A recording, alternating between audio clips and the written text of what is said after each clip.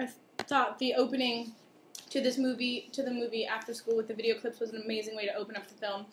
You have first a school fight, and then a baby laughing over nothing, and then a school fight, and then war, and still this baby, and it's this nice juxtaposition between innocence and growing up and realizing violence, which is kind of exactly what this movie is about. It's taking place in a high school where as these unimaginable things, or people dying going around, and drug use, not unimaginable, but these horrible things going around, no one really is paying attention to it. They're kind of trying to ignore it until the issue gets so big that something has to be done.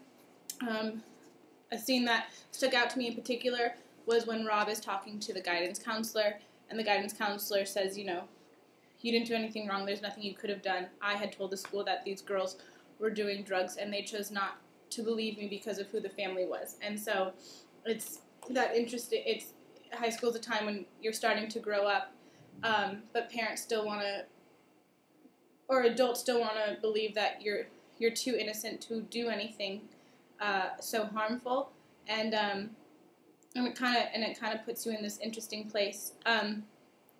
I thought that the cinematography was really beautiful. I thought it was an amazing setting. The school was absolutely beautiful, and I thought it was a really nice backdrop to what was going on within the school.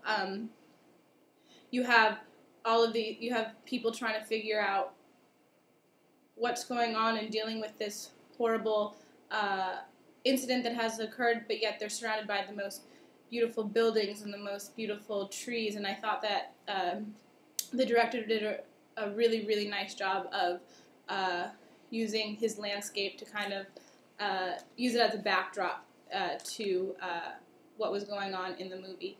I thought that the director, when he was talking about watching and being watched, are two different things.